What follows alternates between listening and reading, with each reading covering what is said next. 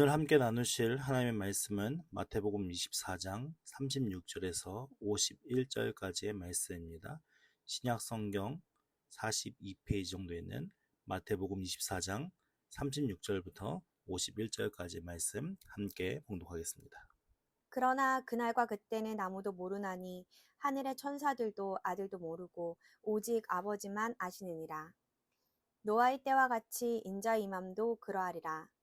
홍수전에 노아가 방주에 들어가던 날까지 사람들이 먹고 마시고 장가들고 시집가고 있으면서 홍수가 나서 그들을 다 멸하기까지 깨닫지 못하였으니 인자의 임함도 이와 같으리라.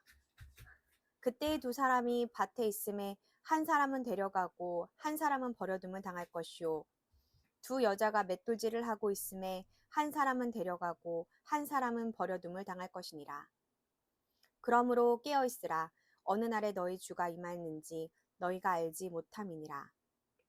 너희도 아는 바니 만일 집주인이 도둑이 어느 시각에 올 줄을 알았더라면 깨어 있어 그 집을 뚫지 못하게 하였으리라. 이러므로 너희도 준비하고 있으라. 생각하지 않은 때에 인자가 오리라. 충성되고 지혜 있는 종이 되어 주인에게 그 집사람들을 맡아 때를 따라 양식을 나눠줄 자가 누구냐? 주인이 올 때에 그 종이 이렇게 하는 것을 보면 그 종이 복이 있으리로다.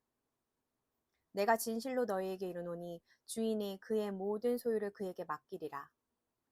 만일 그 악한 종이 마음에 생각하기를 주인이 더디 오리라 하여 동료들을 때리며 술 친구들과 더불어 먹고 마시게 되면 생각하지 않은 날 알지 못하는 시각에 그 종의 주인이 이르러 엄히 때리고 외식하는 자가 받는 벌에 처하리니 거기서 슬피 울며 이를 갈리라.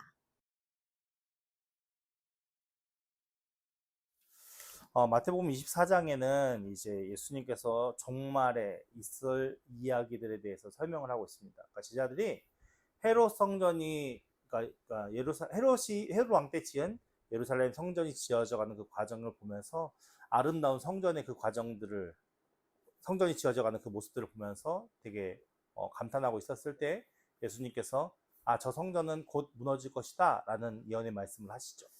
그러니까는 이스라엘 사고 속에서는 성전은 하나님이 임재하시는 너무나도 거룩하고 귀한 존재의 그런 성전인데 그 성전이 무너진다는 건 그들에게 상징적으로 되게 큰 의미를 담고 있거든요. 그러니까는 여호와 하나님이 자신들을 버리지 않고서는 그 성전이 무너지면 안 되는 상황인 거죠. 근데 성전이 무너진다고 지금 누가 예언하고 있는 거예요? 예수님께서 예언하고 있는 거예요. 근데 헤롯 대왕이 지었던 성전이 헤롯 대왕이 즉위하고 나서 얼마 지나지 않으면서 시작하거든요. 그러니까 예수님 오시기 한 18년 정도의 헤롯 대왕이 이제 짓기를 시작하는데 대략 한 예수님이 태어나시고 60년 경쯤에 그 성전이 완성됐다고 이야기를 해요. 그러니까 지금 예수님이 공생의 사역을 하고 있는 중이니까 예수님 태어난 지 지금 30살, 33살 그 정도 됐을 거 아니에요? 그렇게 따지면은 이제 한참 지어져 가는 과정이었겠죠. 이렇게 오랫동안 성전을 아름답게 지어가는 과정인데 결국 AD 70년 경쯤에 로마 황제가 와서 다 때려부셔요. 그러니까는 실질적으로 완공이 되어져서 얼마 쓰지 못하는 그런 상황의 게 이제 역사 속의 이야기겠죠. 그러니까 유대인들은 그 성전을 중심으로 하여금 하나님의 말씀에 따라 순종하며 살려고 노력을 했는데 그 성전이 무너지는 것은 결국 뭐예요? 하나님은 성전 안에 갇혀 계신 분이 아니고 우리의 모든 인생사 안에서 역사하신 분이라는 걸 보여주는 거거든요. 그러면서 이제 종말의 때에 그런 일들이 반드시 일어날 것이다 라고 얘기를 해요. 그러니까 무슨 얘기냐면 우리가 갖는 믿음과 신앙 속에는 약간 어떤 게 있냐면 내가 하나님을 좌지우지할 수 있을 것 같은 착각 속에서 신앙생활 하시는 분들이 있어요. 하나님을 내가 좌지우지하는 게 아니고 하나님의 뜻에 내가 동참하는 믿음을 가져야 되는 게 맞는 거예요.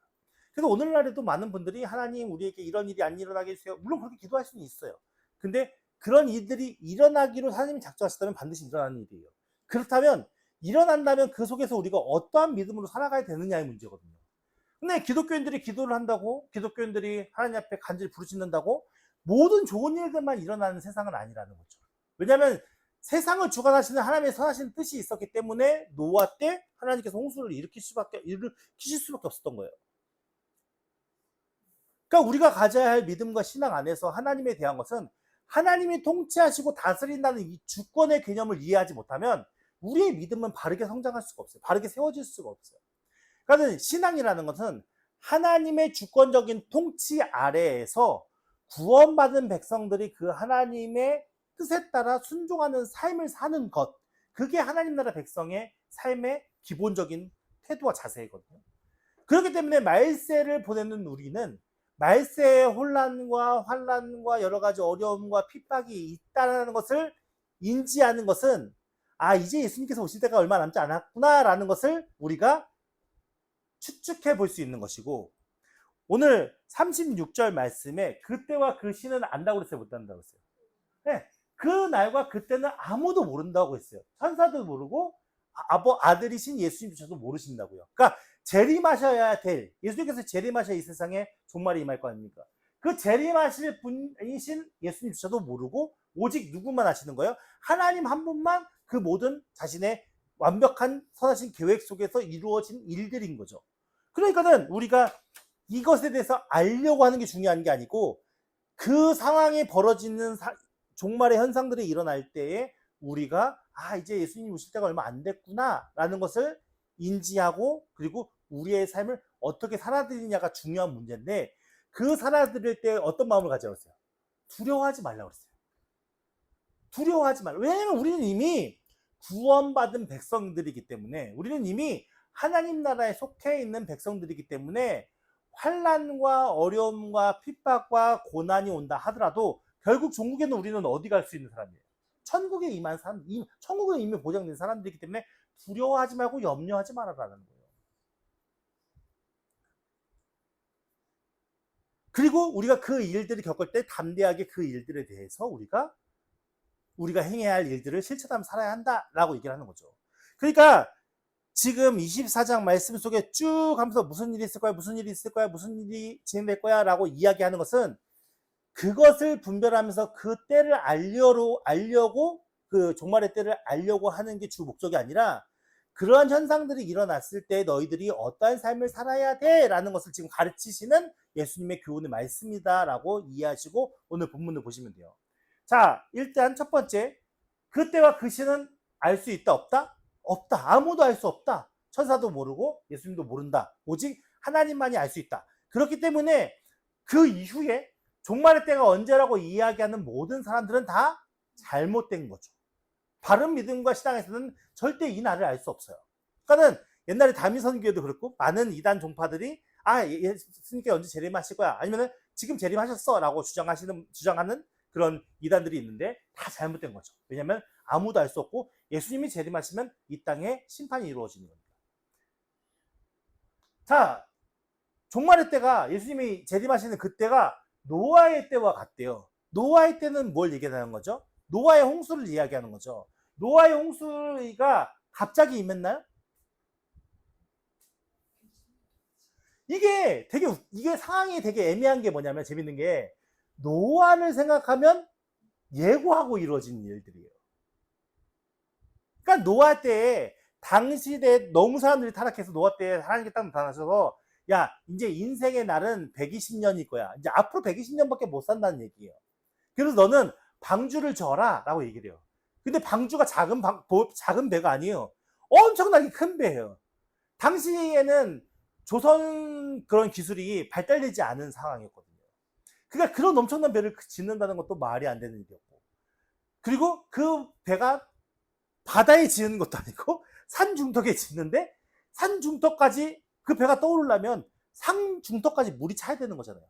그런 현상 자체도 없었던 시대였고, 그러니까 그런 노아의 때 노아에게 하나님의 말씀이 주어지고 하나님의 예언의 말씀이 주어져서, 야, 이제 너희들 얼마 안 되면은 너희들 멸망할 거야 라는 것을 노아의 입술을 통해서 전파하게 했지만, 그 사람들이 그걸 이해했어요? 받아들였어요? 안 받았어요? 아무도 못 받아들였어요. 그러니까 여기서 노아의 때와 같이 인자의 임함이 그러하다라는 표현은 뭐냐면, 홍수 전에 노아가 방주에 들어갔던 날까지 노아가 얘기 안 했을까요? 이게 웃긴 게 뭐냐면, 재밌는 게, 노아 때에는 그 이전에 살았던 사람들은 수명이 몇 살이었어요? 기본 900세였어요. 기본 800세, 900세였어요. 그러면은 노아의 가족, 그러니까 노아의 아들, 딸, 부인 빨고 아들 그 부인들 자부들 빼고 그 나머지 친척들도 많이 있었을 거 아니에요. 엄청 많이 있었을 거 아니에요. 그랬는데 그 사람들에게 얘기를 안 했을까요? 노아가 하나님께서 내게 말씀하셨어. 이제 얼마 있으면 세상이 멸망한대. 그러니까 너희들도 나와 같이 방주를 타야 돼.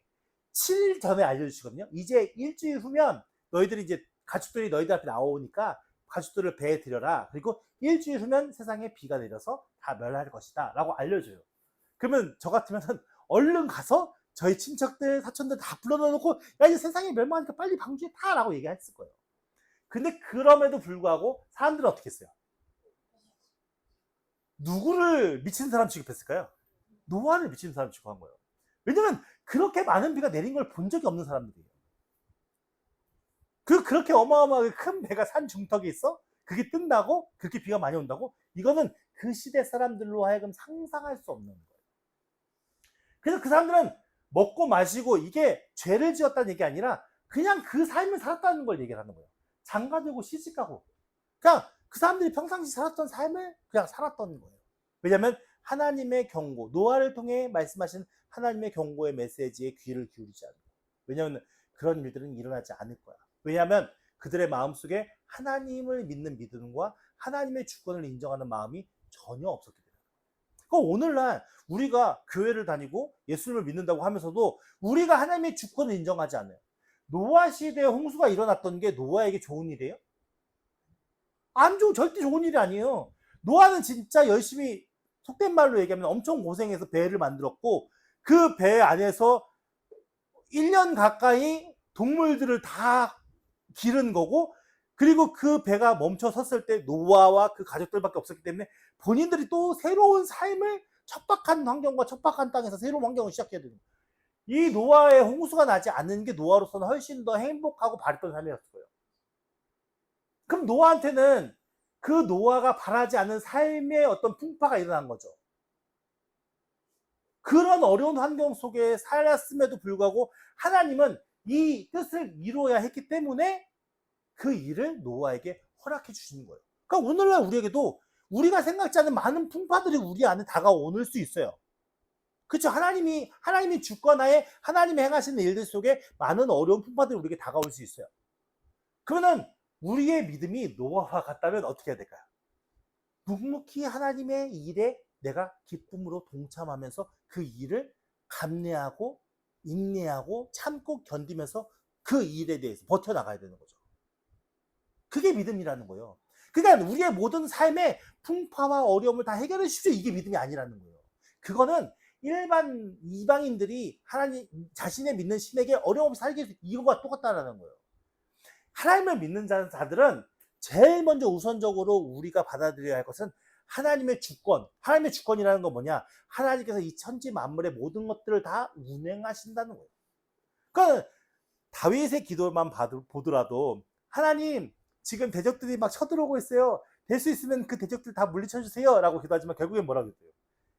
그래도 내 뜻대로 하지 말고 하나님 뜻대로 해주세요. 라고 기도하거든요. 그게 믿음이라는 거예요.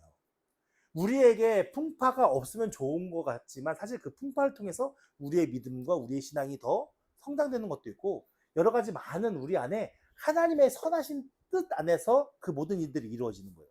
근데 우리는 어떤 의식을 가지고 있냐? 그냥 다 좋을 게 좋은 거예요. 아이들에게도요, 부족함이 없이 모든 걸 다 해줘 보세요. 그럼 그 아이들이 인성적으로나 아니면 환경적으로나 건강하게 자랄 수 있을까요? 그렇지 않아요.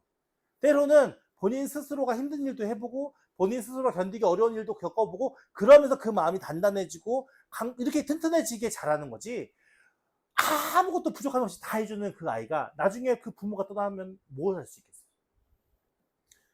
그러니까는 이 시대에 노아의 시대에 그렇게 모든 사람들이 인정하지 않았던 그 상황 속에 홍수가 일어났던 것처럼, 그죠? 홍수가 나서 그들을 다 멸절할까지 못하였다고요? 깨닫지 못했다고요. 그런 것처럼 이 마지막 시대에 예수님께서 곧 재림하실 것이야. 그래서 인생에 이제 종말이 임할 것이야. 라고 얘기를 하지만 오늘날 세상 사람들이 이 말을 믿을까요? 우리도 예전에는 안 믿었잖아요. 근데 오늘 우리는 믿고 있잖아요. 이게 놀라운 은혜라는 거죠. 그래서 깨닫지 못함과 같이 인자의 임함이 이와 같을 것이다. 그러니까 사람들이 죄로 관영해서 자신들이 이 세상에 있는 욕심과 이기심으로 완전 잠식되어져서 하나님에 대한 인지와 이 세상의 종말에 대한 그런 것이 아예 마음속에 받아들일 수도 없는 그때에 인자가 임할 수 있다라고 이야기를 하는 거예요. 그러니까 예수님 오시는 때는 우리가 방심하고 있으면 되는 때예요? 아니면은 긴장감을 가지고 있어야 되는 때예요? 긴장감을 가지고 있어요. 우리가 그냥 넉넉히 세상 사람과 똑같이 그렇게 살아서는 안 된다라는 것을 이야기하는 거죠.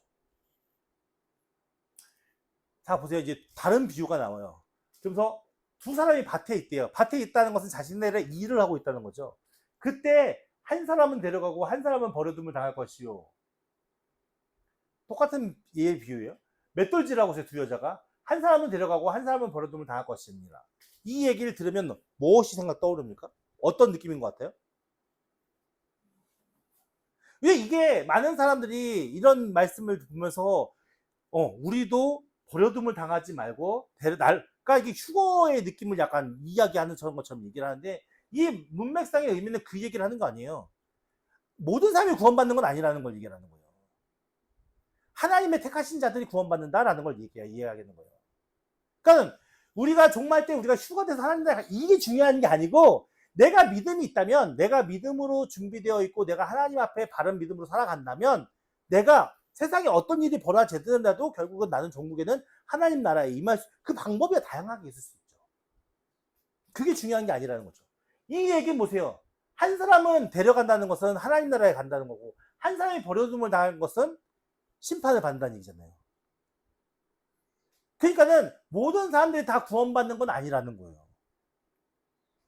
예를 들어서 많은 사람들이 그래요. 이건 너무 불공평한 거 아닙니까? 라면서 불만불평해요. 근데 여러분 생각해 보세요. 늪지대에 갑자기 100명의 사람이 빠졌어요. 근데 100명의 사람이 빠졌는데 죽어갈 거 아니에요.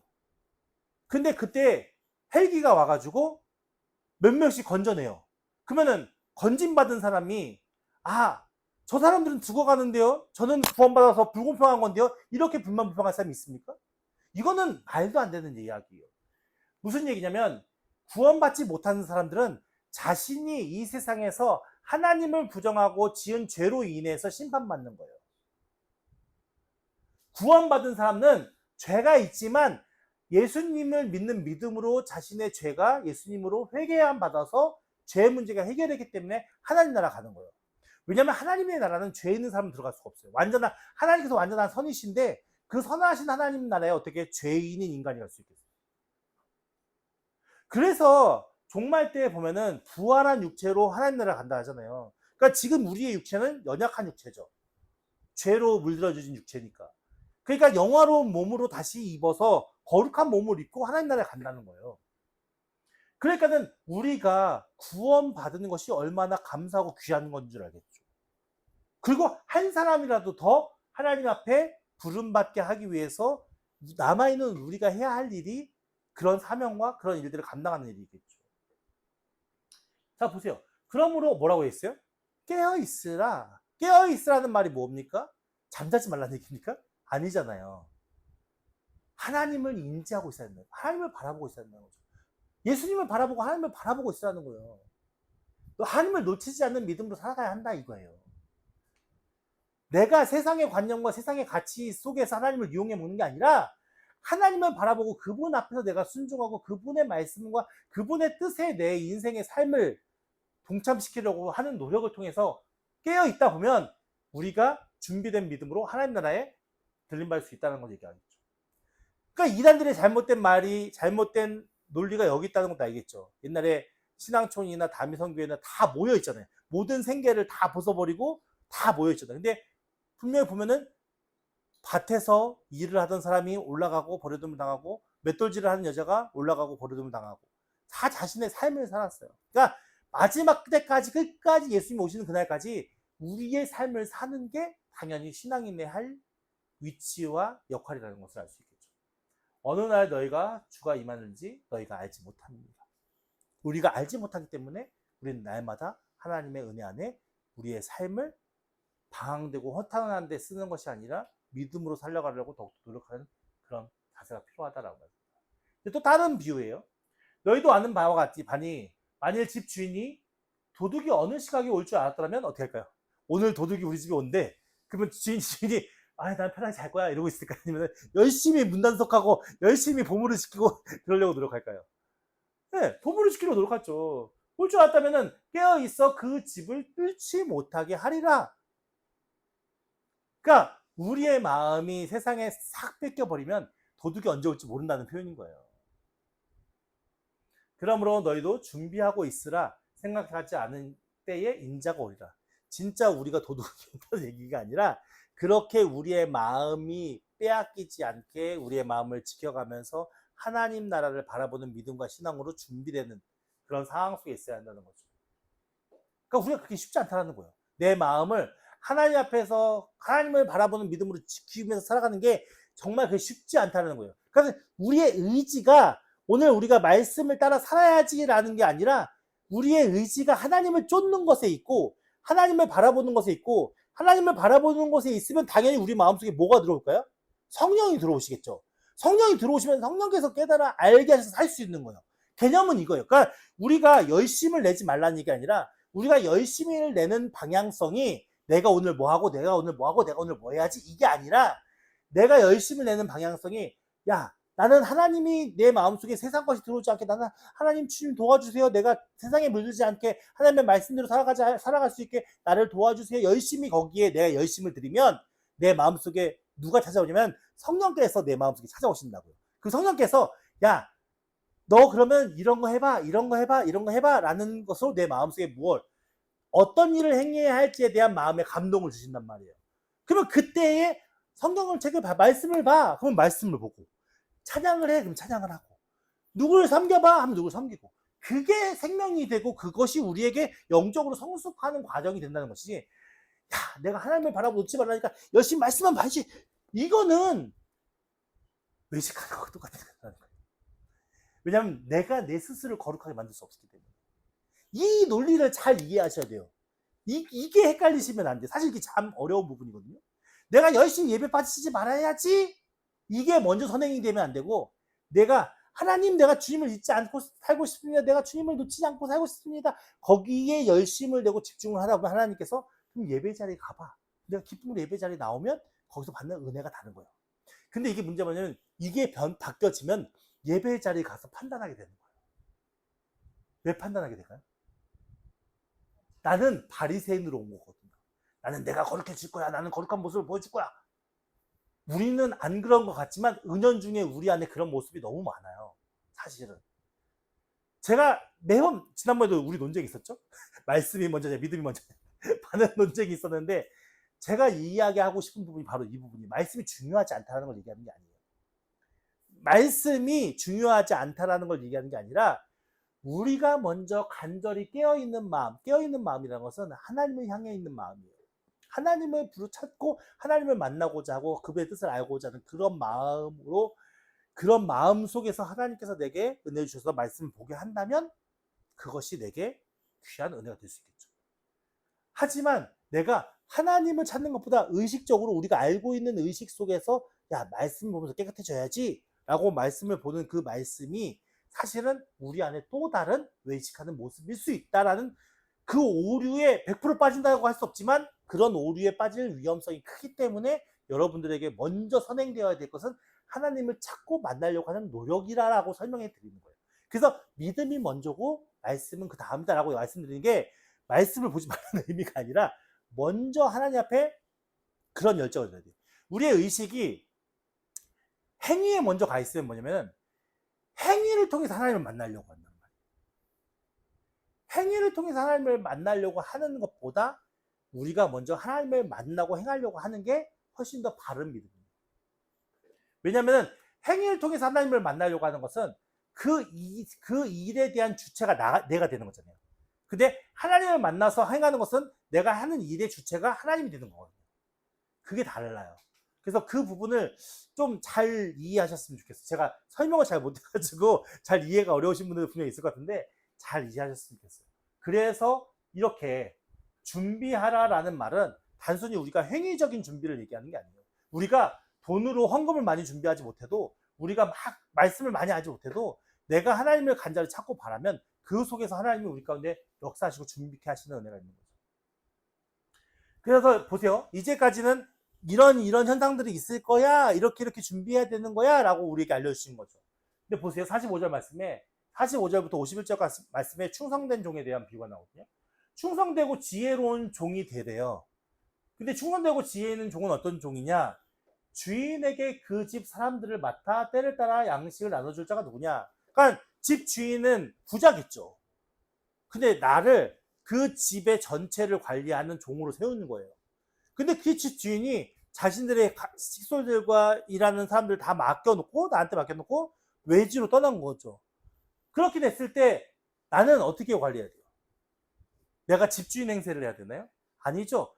주인의 가족 식솔들과 그 종들을 잘 집주인이 있을 때처럼 잘 할 수 있게끔 내가 그 역할을 해야 되는 거죠.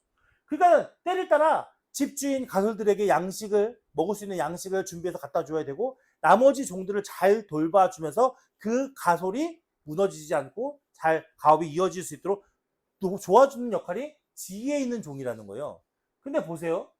주인이 올 때에 그 종이 그렇게 열심히 자기가 집 주인이 아니라 자신은 그것을 맡아난 종으로서 주인이 있든 없든 간에 그 일에 대해서 최선을 다했던 그 종은 그렇게 하면 그 종에게 뭐가 있어요? 복이 있으리라. 그런 종이라면 내가 없는데도 집이 내가 있을 때와 똑같이 돌아가. 그러면은 집주인이 어떻게 하겠어요? 그의 모든 소유를 믿고 맡길 수 있겠죠. 그런데 보세요. 만약 그 악한 종이 마음에 생각하기를 주인이 언제 올지 모르고 더디게 오니까 내가 제일 높잖아. 난 내 맘대로 할 거야. 라고 하면서 동료들을 때리고 야, 너 똑바로 안 해? 그래도 자기 사람들 속에서 좋아하는 사람이 있을 거고 미운 사람이 있을 거 아니에요. 같이 종로를 하더라도. 그럴 때 막 그런 사람들에게 때리고 집주인에게 내 거야 하면서 막 술 퍼마시고 더불어서 막 신나게 놀자 우리가 다 이렇게 했을 때 갑자기 집주인이 나타났어요. 생각지도 않은 시각에 그 주인이 그 시각에 딱 도착했어요. 그 광경을 본다면 집주인이 어떻게 하겠어요? 보세요. 어미 때리고 근데 여기서 중요한 말이 있어요. 어떤 거요? 어미 때리고 뭐라고 얘기해요? 외식하는 자가 받는 벌을 받는데요. 이게 외식하는 거라는 거예요. 집주인이 있을 때는 집주인의 말씀에 충성되게 일하는 것처럼 보여서 자신의 모든 책임을 다 맡겼는데 집주인이 없으니까 자기가 집주인 행세를 하는 거죠. 이게 외식하는 자라는 거예요. 결국은 우리가 뭐냐면 우리가 이 세상을 살아가는 삶 속에는 하나님의 것을 가지고 우리가 하나님의 것을 쓰면서 우리의 삶을 살아가고 있는데 우리는 어떤 생각을 가지고 있냐? 하나님 안 오실 거니까 나는 신나게 먹고 마시고 놀고 그 자체가 어떤 모습이라는 거예요? 외식하는 거예요. 여호와를 인정치 않고 여호와 눈치를 보면서 자신의 이익과 자신의 어떤 쾌락을 채우는 이런 그리스도인들이 없을까요? 우리는 이러지 않을까요? 그러면 얼마나 무서운 얘기인지를 알아야 되는 거예요.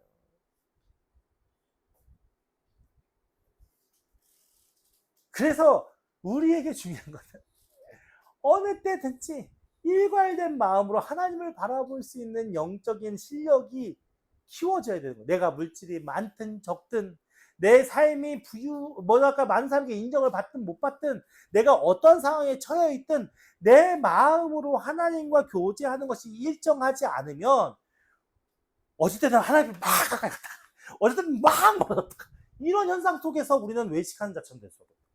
제가 옛날에 고등학교 때 어떤 일이 있었냐면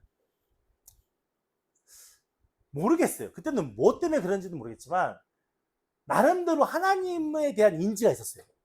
제 삶의 영적 속에서. 그러니까는 주일날 교회 가는 시간들이 가장 친구들과 놀 수 있는 시간이었거든요. 그러니까 주일날 교회 가는 그 시간들이 가장 친구들과 학교에 가서 놀이터에서 놀던 가장 즐겁게 놀 수 있는 그 시간이었는데 나는 교회를 가야 되잖아요. 그러니까는 이제 교회를 가느냐 친구와 함께 놀러 가느냐 두 마음이 막 싸우잖아요. 근데 항상 교회 갔을까요? 그렇지 않단 말이에요. 왜냐면 그때 어머니랑 저랑 교회를 달리 다녔거든요. 그러니까 내가 강제로 끌려가지 않는 그런 상황이었단 말이죠. 그러니까 어머니와 제가 교회를 같이 다녔으면 어머니가 교회 갈 때 무조건 제가 끌려갔겠죠. 그러든가 아니면 교회 갔다가 땡 치는 순간 막 달려서 친구들과 놀러 갔던 거죠. 근데 그때 어떤 마음이 들었냐면 딱 내 반은 교회에 걸쳐 있고 내 반은 다른 친구들 그 놀이에 걸쳐 있는 거죠. 딱 그러면서 이러면서 이쪽으로 조금 가면 혼날 것 같으니까 살짝 들어갔다가 이제 좀 안전하다 하면 살짝 나갔다가 제가 그런 상황 속에 있다라는 것이 마음속에 확 느껴졌거든요. 그러면서 야 이러다 좀 한 대 맞겠는데 하면 교회 열심히 들어갔다가 이러다가 괜찮겠는데 하면 또 나가서 친구들 들었다가 어린아이와 같은 마음, 그러니까 우리가 성숙하지 않은 마음에서도 그런 마음이 있고요. 어른이 돼서 마찬가지 아니겠습니까? 어른이 돼서도 야, 이 정도면 하나님께서 괜찮게 하시겠지? 우리 마음속에 그런 마음 없습니까? 우리 마음속에 그런 마음 있잖아요. 똑같은 거예요. 근데 하나님은 그런 마음을 기뻐하실까요? 일관된 마음을 기뻐하시는 거예요. 그 일관된 마음을 갖기 위해서는요, 한순간 우리가 변할 수 있을까요? 많은 일들을 겪어야 돼요. 많은 실패를 겪어야 하는 거예요. 맞기도 하고 괴롭히기도 하고 때로는 힘들어 보기도 하고 이렇게 했을 때는 하나님께서 이렇게 하시더라 저렇게 했을 때는 이렇게 하더라 그런 경험이 차곡차곡 쌓여지면서 우리 마음속에 하나님에 대한 신뢰의 마음이 점점 커져가고 채워져 가는 거지 아무것도 없이 이렇게 되는 사람은 아무도 없어요. 그러니까 우리가 실망하지 말고 우리가 낙심하지 말 것은 채워가면 되는 거예요. 이것이 오늘 우리의 마음이라면 그 마음을 바꿔서 하나님이 내 상황과 환경 속에서 일괄되게 내가 하나님을 사랑할 수 있는 그런 마음으로 성장하기 위해서 우리가 계속 끊임없이 믿음으로 하나님과 교제하는 게 중요하다. 내가 하나님을 우리 하나님이 살아계신 하나님이라고 기독교는 얘기하잖아요. 많은 사람들이 각자의 우리의 신앙의 체험이 있고 경험이 있기 때문에 그런 얘기를 하는 거예요. 근데 중요한 거는 내가 하나님을 만나야지 오늘 만나십니까? 안 그래. 이게 쉽지 않아요. 쉽지 않아요. 그러니까 어떤 사람은 하나님을 만나기까지 몇십 년이 걸린 사람도 있고 어떤 사람은 진짜 짧게 며칠 만에 만나지는 사람도 있고 그 후로 많은 고난이 있겠죠. 관계를 세워가기 위한 많은 훈련의 시간들이 필요한 거죠. 근데 이거는 사람마다 다 다른 거예요. 왜냐하면 하나님께서 부르셔서 그 사람을 만드시고 쓰시는 모양의 과정이 다 다른 거예요. 그래서 우리는 뭐가 맞다 뭐가 틀리다 얘기할 수는 없어요. 근데 중요한 건 뭐냐면요, 각자 우리가 가지고 있는 마음 속에서 어떤 마음을 가지고 살아야 돼요. 하나님을 신뢰하고, 그래 하나님은 나에게 선을 행하시는 분이야, 하나님은 우리에게 귀한 것으로 인도하시는 분이야 라고 믿고 세상이 이렇게 돌아가든 저렇게 돌아가든 염려하지 말고 걱정하지 말고 그것을 선으로 역사하시는 하나님이 일을 이루어 가시잖아라는 믿음 속에서 우리는 담대하고 굳건한 마음으로 하나님을 바라보는 믿음으로 우리의 삶을 살아가는 거죠. 그게 참 믿음이라는 거예요.